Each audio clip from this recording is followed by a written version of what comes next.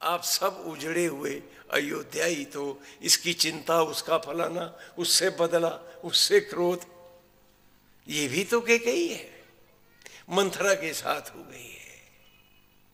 राम जिसको सबसे ज्यादा प्यार करती है, दशरथ से मांगती है कि इसे 14 बरस का वनवास दो और मेरे बेटे को गद्दी। आप सबकी घर घर की कहानी है, आप सबकी कहानी है।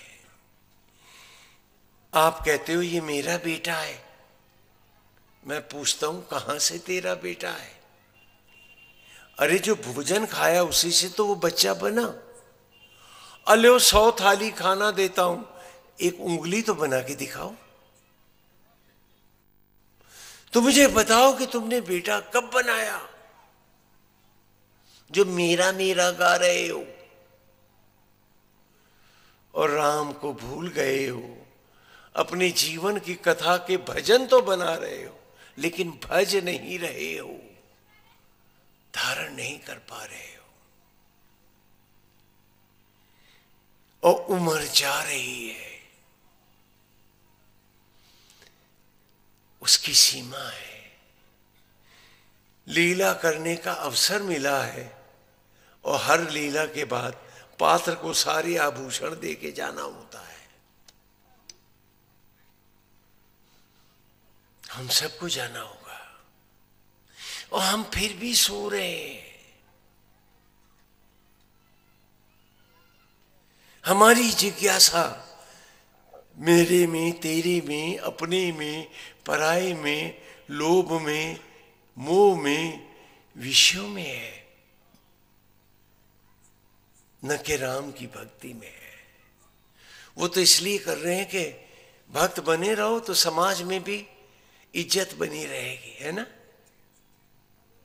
और राम जी की दया रहेगी तो कोई बुरा नहीं होगा, घर बार सब ठीक रहेगा। क्या इतना ही भर जीवन है? अगर इतने के लिए ही होता तो तुम सब मरते क्यों? बताओ मुझको। धन आ जाए, और जो धन उम्र के क्षण पिता ने दिए वो धन नहीं है, तभी तो बाहर मट्टी बटोर रहे हो। उनके अतिरिक्त और क्या है जो तुम्हारे साथ जाएगा? भक्ति का क्षण जाएगा लेकिन भक्ति सच्ची हो। बच्चा गांव का व्यक्ति है,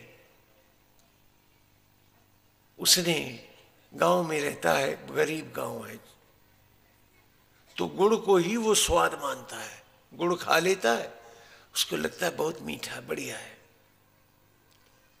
लेकिन जिस दिन बढ़िया हलवाई की मिठाई खा लेता है तो उसे गुड़ नहीं जमता। जमता है क्या? फिर उस मिठाई के पीछे भागता है। तुमने विषयों के गुण तो खाए, आत्मा की मिठाई नहीं खाई। इसीलिए तो भक्ति, उम्र तो घटती गई, भक्ति नहीं बढ़ी। वो वहीं की वहीं खड़ी भक्ति माता इंतजार करती रही कि ये कब जागेगा मेरा बेटा। हमें जागना है। नारायण हरि, हरि ओम, नारायण हरि। मेरी बात सबको समझ में आ रही है ना? आपने मेरे को मराठी पढ़ाई नहीं तो मैं हिंदी में ही बोलूंगा। हे नाथ, हे हरि। मैं 37 साल पहले भी आया था तो मैंने किताब लेके मराठी पढ़ी थी, और जब मैं बोलो तो सब हंसते थे मेरे पे, तो मेरे को दोबारा बोलने की हिम्मत नहीं हुई। हाँ, बोलते थे आप तो वो ईसाई मिशनरियों की तरह बोल रहे हैं। हाँ, सब हंसते थे मेरे पे। अब फिर कोशिश करूँगा। बहुत मीठी भाषा है आपके, मन आत्मा को छू जाती है। संस्कृत की बेटी है जो यहाँ की बोली है, सारे शब्द संस्कृत के हैं। बहुत सुंदर भाषा है आपकी। उतनी ही सुंदर अपनी भक्ति को बनाओ। 10 इंद्रियां 10 मुंह बनती हैं तो हम दशानन रावण हो जाते हैं। हम सोचते हैं माया बटोर ले और भूल जाते हैं कि माया हमको बटोर रही है। पिता के द्वारा दिया जो उम्र का धन है, माया उसको नोच रही है। और कल शमशान घाट पे जैसे बाकी पुरखे गए हैं, कल हम लोग भी होंगे। हमें इन कथाओं को बड़ी गंभीरता और गहराई से लेना है। अवध लुट जाएगा अगर कैकेयी मंथरा के साथ हो गई, और कैकेयी आपकी जिज्ञासा है, बुद्धि है, उसे संसार की मंथराओं के पास मत जाने दो। भक्ति रस में रखो, आत्मा के अमृत में रखो, और आज रात भर सोचना, विचार करना कि हमको एक गंभीर सत्संग करना है जीवन के अमृत को इन कथाओं से, कि परमेश्वर स्वयं आए हैं, वो आत्मा होकर मुझ में विराज रहे हैं और बाहर से भी मुझे ज्ञान देने आए हैं। ये राम कथा है, इसमें हमको कौन सी पात्रता निभानी है। प्रभु के भक्त बनना है सच्चे, या लंका की ओर भागना है। चित्रकूट की कहानी आप ही की है। जब थोड़े थोड़े प्रसंग छूता हुआ चलूंगा समय की मर्यादा के साथ, और कल से फिर हम और भी चर्चा करेंगे, पर हम आपसे आप ही की बात करेंगे सारी कथाओं में, क्योंकि इन सारी कथाओं का उद्देश्य था हमको जगाना, हमको ईश्वर में बनाना, हमारे दुखों को खत्म करना और सुखों को भरपूर उठाना। नारायण हरे, गोविंद हरे। दशरथ भूपाल धरती पर गिर पड़ा है। कैकेयी ने हठ ठान लिया है कि राम को 14 साल का वनवास दे दो। राम को अपना प्राण मानती थी, अपने नेत्र मानती थी, लेकिन जब मेरा तेरा में फंसे तो गृहस्थी उजड़ गई हम सबकी। आज हर घर में देवरानी जेठानी और सास बहू के झगड़े, भाई भाई में बंटते हुए खेत, घर और परिवार, ये मंत्रवाद ही तो है। हम कहां भागते हैं? यदि हम भक्त होते तो हमारे मन क्यों फटते, हमारे नाते क्यों बंटते? अपनी भक्ति को सही लगाओ तो इन सवालों को भी सामने रखो। ये मेरा है, ये तेरा है, ये अपना है, ये पराया है, जबकि हम सब रामलीला के पात्र हैं, कथा के पात्र भरे। पर्दा गिरेगा, पर्दा उठेगा, नए लड़के आ जाएंगे, हम शमशान की राह हो जाएंगे। जब हम सिर्फ पात्रता निभा रहे हैं, सिर्फ पात्रता, तो हम सबको प्यार क्यों नहीं कर पा रहे? ये छूत पात, ये भेदभाव क्यों है?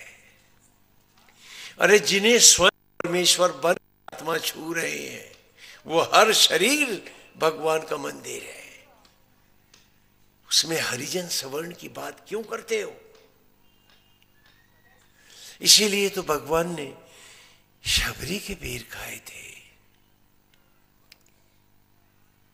जिसे आत्मा अर्थात ईश्वर छू रहा है, उसे तुम अछूत कैसे कह सकते हो? 4 अक्षर पढ़ लिए हमारे पंडित जी ने और बोले दूर से प्रणाम कर, दूर से प्रणाम कर। मैं बोला ये पहला अछूत है, सब दूर रहो इससे।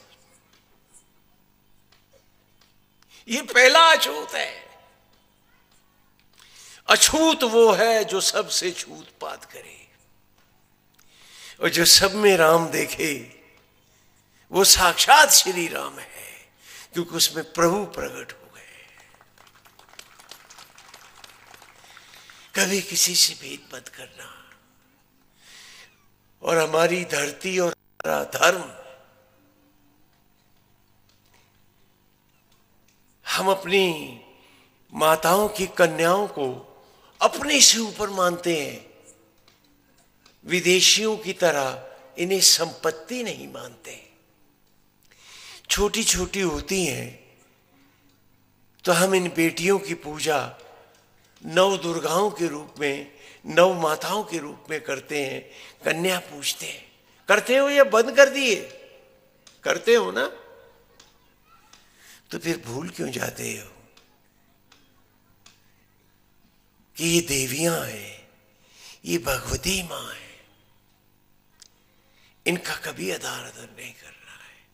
हमने नारी को सनातन धर्म ने, इस भारत की भूमि ने सदा सम्मानित किया है। किसी घर में भी इनका अपमान नहीं होना चाहिए।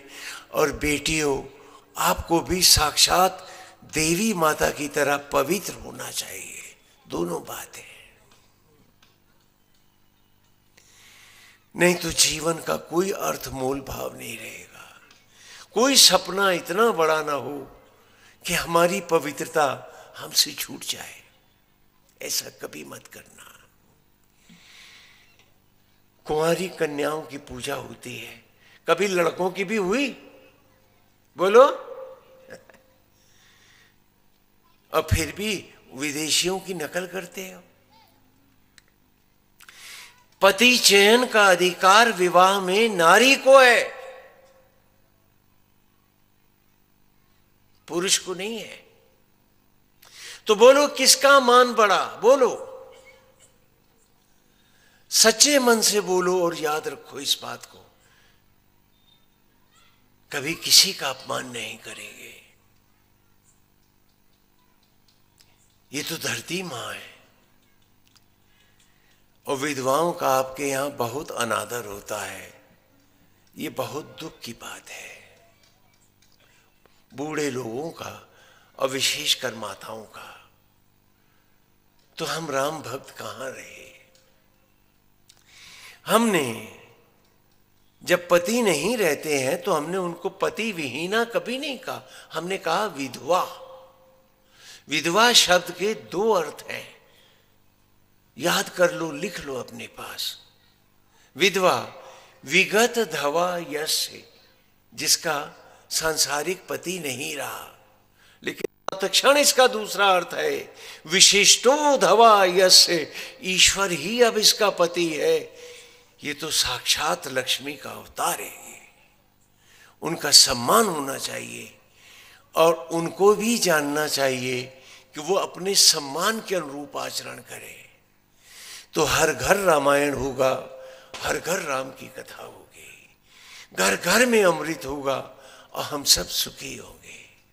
चित्रकूट की कहानी भी आप ही की है। चित्र माने बनाया हुआ, चित्रित किया हुआ, कूट माने घर। मैं आपको आपके दो चित्र दिखाकर यहीं आज समापन दूंगा और फिर देवी माँ, पावन श्रुति का भजन और बाकी सब कार्यक्रम होंगे जैसे आयोजकों का है। और आप सब लोग पूरी जिज्ञासा के साथ, पूरी प्यास के साथ सुनने के लिए आएंगे और एक शब्द भी कोई नहीं बोलेगा, सब ध्यान से सुनेंगे, एक मन से, क्योंकि सत्संग बड़े दुर्लभ होते हैं। चित्रकूट है, चित्र माने चित्रित किया हुआ, कूट माने घर। वो क्या है चित्रकूट? आप सब चित्रकूट हैं। ये शरीर चित्रकूट है। यहां मंदाकिनी नदी का पावन तट है, अर्थात भक्ति रस की गंगा प्रवाहित है। प्रभु की ज्योतियां ही ज्योतियां हैं। जहां आत्मा श्री राम है और योग स्थित मन लक्ष्मण है, और जहां जीव रूप हम सब जानकी हैं, क्या नर क्या नारी।